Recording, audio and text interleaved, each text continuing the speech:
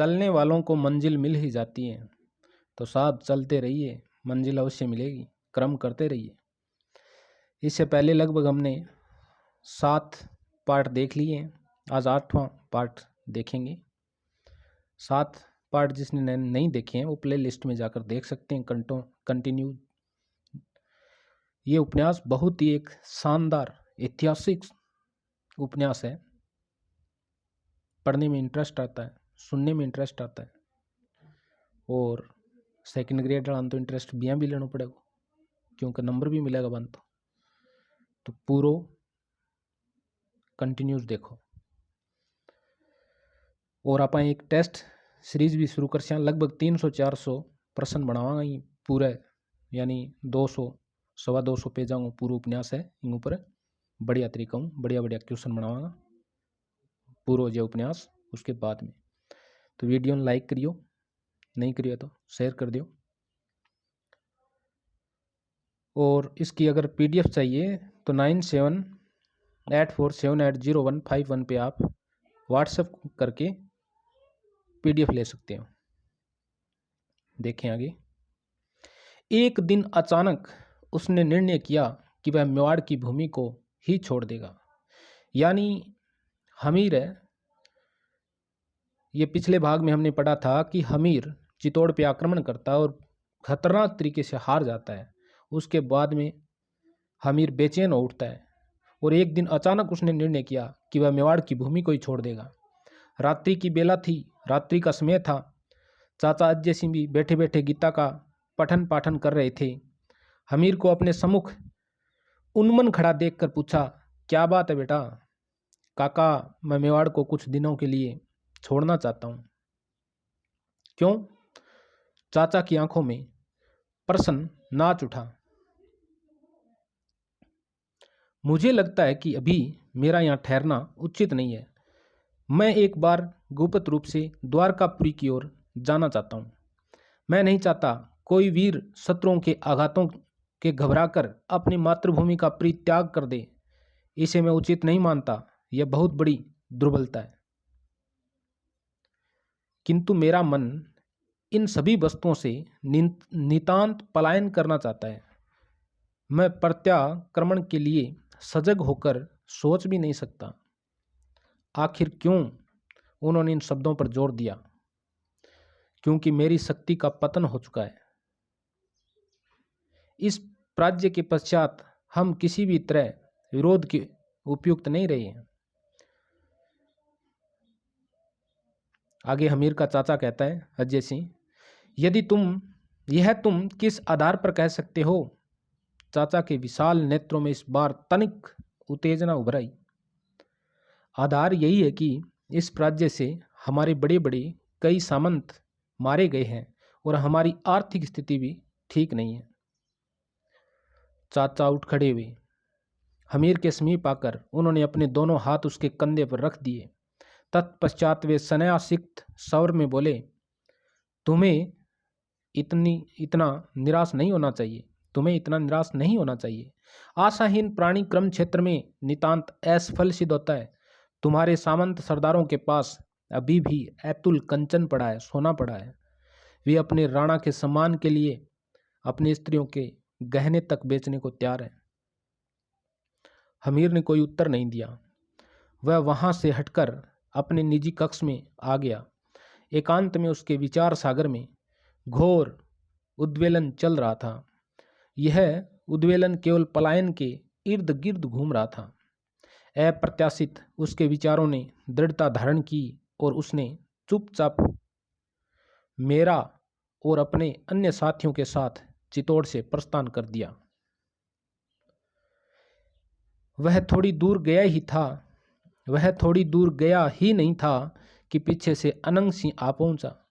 वह आकर बोला, राणा जी, आप गिद्धों की तरह समर क्षेत्र छोड़कर भाग रहे हैं। क्या पता कब आप पर विपत्ति आ जाए और आपके मान पर कोई कलंक लग जाए। इसलिए मैं भी आपके साथ चलकर आपकी रक्षा करूंगा, क्योंकि मुझे सच्चाई के साथ युद्ध करने में ही आनंद आता है। मुझे सच्चाई के साथ युद्ध करने में ही आनंद आता है। कौन कहता है? अनंग सिंह कहता है। हमीर के अप्रत्याशित गमन पर चाचा चिंतित हो उठे। प्राज्य के पश्चात मालदेव के रणवाद्यों का घोष निरंतर उपत्यकाओं में चाचा को चुनौती दे रहा था। शंखनाद व तुर्यनाद सौपन में चाचा के अंग प्रत्यंग में प्रकंपन भर देते थे। उर उदधि की एक एक लहर कह उठती थी। उर उदधि हृदय रूपी सागर की एक एक लहर कह उठती थी। तत्सम शब्दों की बहुत प्रधानता है इस उपन्यास में कि प्राज्य प्राज्य प्राज्य। आवेश और आवेग में उनकी मुठियां बंध जाती थी। वे तंवरा पूर्वक अपने कक्ष में टहलने लगते थे। शक्ति के अभाव में चाचा शांति के तरीके अपनाने के आदी थे। वे युद्ध के प्रयोजन, परिणाम और परिणामोत्तर स्थिति का भली भांति विश्लेषण कर संग्राम भूमि में पांव रखते थे। हमीर द्वारा किए गए असफल आक्रमण से वे विचलित हो गए। व्यर्थ का रक्तपात, हिंसा और हानि, अनंग सिंह की युद्ध करने की अहरनिश प्रवृत्ति, रात दिन की लगन यानी प्रवृत्ति, अहरनिश यानी रात दिन की प्रवृत्ति यानी लगन, यह सब क्या है? यह मनुष्य के पतन की आधारशिलाएं हैं। चाचा चाह कर भी इन सभी बातों को विस्मृत यानी भुला नहीं पा रहे थे, विस्मृत नहीं कर सकते थे। कभी कभी वे हमीर के प्रति भी रुष्ट हो जाते थे। वह अप्रत्याशित क्यों चला गया? इस प्रकार घबराकर मैदान छोड़ने का तात्पर्य यही हो सकता है कि उसमें चित्तौड़ को संभालने की क्षमता नहीं है। दोपहर का समय था। नीलांबर में यानी नीले अंबर में भास्कर यानी सूर्य भगवान अपने संपूर्ण पौरुष यानी ओज के साथ दीप्त हो रहे थे, चमक रहे थे। दूर शैल शिखरों यानी दूर पर्वतों और उपत्यका में गहरा सन्नाटा छाया हुआ था। तो वहाँ पर्वतों में, घाटियों में, सभी जगह पर क्या छाया हुआ था? सन्नाटा छाया हुआ था। उस सन्नाटे को विदीर्ण करता हुआ एक भील यात्री का स्वर गूंज रहा था। उस सन्नाटे को विदीर्ण यानी उस सन्नाटे को चीरता हुआ एक भील यात्री का स्वर गूंज रहा था, यानी भीलों का एक लोकगीत गा रहा था।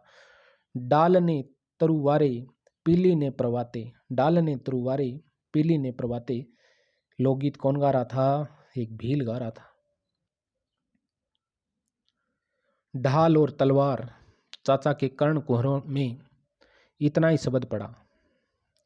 वे उद्भ्रांत से शून्य की ओर हाथ पसार कर तीव्र स्वर में बोले, युद्ध युद्ध युद्ध। मेवाड़ का हर बेटा ढाल तलवार की बात करता है, विरोध, प्रतिरोध और संघर्ष की बात करता है, किंतु उसे युद्ध से लाभ ही क्या जो मनुष्य को ऐसी भयंकर पराजय दे जाए जिसका परिणाम जीवित मृत्यु सदृश हो, मृत्यु के समान हो। उद्वेग में चाचा का हाथ अपने उन्नत कक्ष पर चला गया। वे आवेश में बड़बड़ाए, ऐसी पराजय आत्मनाश और जगतनाश दोनों का कारण बनती है, पर मैं ऐसा कदापि नहीं होने दूंगा। प्रतिहारी को, द्वारपाल को पुकारने पर उसने कक्ष में प्रवेश किया। प्रणाम के साथ वह चाचा के हुक्म की प्रतीक्षा करने लगा। चाचा बोला, पवन सिंह को बुलाओ।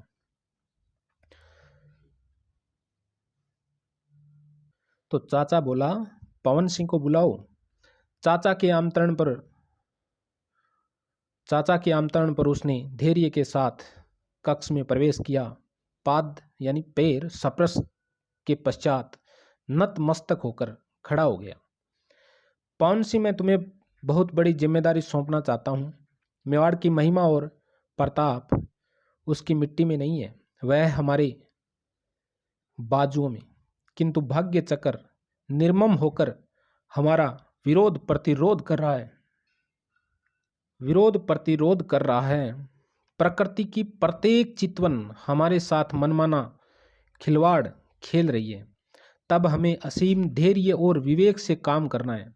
हमें ऐसा संघर्ष करना है जिसके गौरव की सौरभ निरुत्साहित लोगों में उत्साह का सागर लहरा दे, जो अचल शत्रुद्र की नींवें हिला दे। पवन सिंह मौन स्थिर खड़ा था। उसने तनिक तनिक भी समर्थन नहीं किया। तुम चुप क्यों हो? काका साहब, बात यह है कि मैं केवल आपकी आज्ञा का पालन कर सकता हूं। आप आज्ञा दीजिए, मैं मालदेव का सिर काट कर ला सकता हूं। अपनी बुद्धि से मैं कुछ भी राय देने को तैयार नहीं हूं, बस आप आज्ञा दीजिए। पवन सिंह महाबलिष्ठ योद्धा था। उसका हृदय विशाल और निर्भीक था। उसके सम्मुख अच्छे अच्छे योद्धा हार खा जाते थे। उसकी आंखों में उज्जवल शौर्य चिंगारियों की तरह चमकता रहता था। वह अजय और अपराजित योद्धा केवल वचनों का अनुसरण करना जानता था। केवल आज्ञा का पालन करना ही अपना धर्म समझता था। चाचा एक बार अपने आसन से उठे और बैठे, तब बोले, सैन्य शक्ति के अभाव में हमें ऐसे तरीके अपनाने चाहिए जो अधिक से अधिक रकतपात और हिंसा से दूर हो। हमें अहिंसा का युद्ध लड़ना चाहिए। पवन सिंह के तेजस्वी मुख पर आश्चर्य नाच उठा। अंतर के विस्मय को अनावरण करता हुआ वह बोला, अहिंसा का युद्ध? काका साहब, युद्ध, और वह भी रकतहीन युद्ध? हाँ पवन सिंह, हमें रकतहीन युद्ध लड़ना है। अल्पकाल के लिए इन आयुधशालाओं और शस्त्रागारों के द्वार बंद करने हैं। व्यर्थी 100 जनों यानी अपने जनों और परिजनों का नाश करना अधर्म और अनीति का कृत्य है। तनिक स्पष्ट कीजिए, उसने सहजता से कहा। तो पवन सिंह कहता है कि तनिक यानी जरा इन्हें आप स्पष्ट कीजिए, आप कहना क्या चाहते हैं। तो चाचा ने एक दीर्घ निश्वास लिया, यानी चाचा ने एक दीर्घ यानी लंबा श्वास लिया। यह बात तुम सबकी कल्पनाओं से परे है, यानी थे जीती सोचो नहीं, थारी सोच में बार कर आ बात। तुम लोगों के मन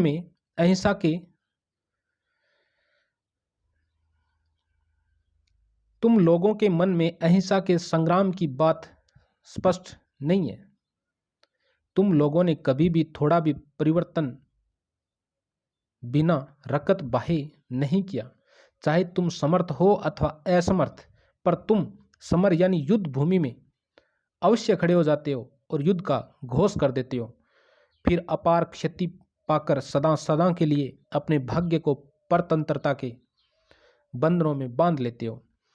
पर मैं ऐसी परिस्थिति में नए ढंग से विचारना चाहता हूँ।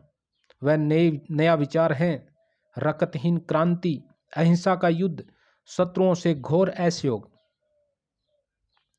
पवन सिंह की आकृति एक निरीह शिशु सी हो गई, एक बच्चे के समान हो गई। उस पर अज्ञान का भोलापन हिलोर ले उठा। उसकी युगल नीली गहरी आंखों में औत्सुक्य के भाव कंपित छाया की तरह आने और जाने लगे। उसने अत्यंत विनम्रता से कहा, सचमुच हमें रकतहीन क्रांति और हिंसाहीन युद्ध की कल्पना ही नहीं थी। तो पवन सिंह विनम्रता से कहता है, सचमुच हमें रकतहीन क्रांति और हिंसाहीन युद्ध की कल्पना ही नहीं थी। फिर सुनो, सुदूर प्राची क्षितिज पर सूर्य के दर्शन काल के आगमन पर, प्राची यानी पूर्व काल के आगमन पर समस्त सरदारों एवं सामंतों में तुम यह घोषणा कर दो कि राणा जी जब तक तीर्थ यात्रा करके न लौट आए तब तक हम अहिंसा का युद्ध लड़ेंगे। तुम हमारे पुराने और विश्वासी सखा हो, मित्र हो। राणा के पलायन का रहस्य गुप्त ही रहे। पवन सिंह ने कहा, आप विश्वास रखें, पर इस आंदोलन की रूपरेखा क्या होगी? उसकी रूपरेखा यही है कि चौहान मालदेव के साथ हम किसी भी तरह का सहयोग नहीं करेंगे। हमारे वीर आज से किसी प्रकार की हिंसा किए बिना गुप्त रूप से इसी उद्देश्य का प्रचार प्रसार करेंगे। वे मेवाड़ वासियों को कहेंगे जितना संभव हो वो सेल मालाओं के ही घरों में आकर बस जाएं। वे अपना व्यापार बंद कर दें, वे दुकान नहीं खोलें, वे मालदेव के आतंक को सहकर भी उसकी मदद न करें। उन्हें चाहिए कि मालदेव की आज्ञा की अवज्ञा करें, उन्हें शांति से न बैठने दे तथा उन्हें कोई भी कार्य सुचारू रूप से न करने दे। मेवाड़ वासियों में इस मंत्र का अधिक से अधिक प्रचार हो कि वे अपना व्यर्थ का व्यय को बंद करके धन की बचत करें, ताकि उससे शक्ति का संचय किया जाए।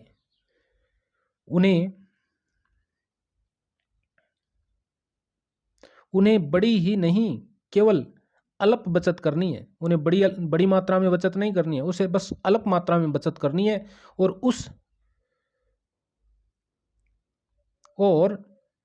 उससे पुनः चित्तौड़ की स्वतंत्रता प्राप्त करनी है। क्योंकि बूंद बूंद से सागर भरता है। तो भैया बूंद बूंद पढ़ोगे ना तो ही सागर भर जाएगा, आपका काम बन जाएगा। किसानों को सावधान किया जाए कि वे मालदेव को लगान न देकर वे उन अनाजों को महाराणा हमीर की सेवा में रखें। अन्न का हिस्सा वे मालदेव को न देकर हमें दें। इन सभी बातों से इस बात का ध्यान विशेष रूप से रखा जाए कि मालदेव के सैनिकों से लड़ाई न हो, क्योंकि आतताई मालदेव किसी भी समय साधारण रेत से भीषण खून की होली खेल सकता है। अतः मालदेव हमारे व्यक्तियों पर यदि अत्याचार भी करे तो मेवाड़ वासियों को उसे सहर्ष सहन कर लेना चाहिए और विरोध अत्यंत निपुणता से करना चाहिए।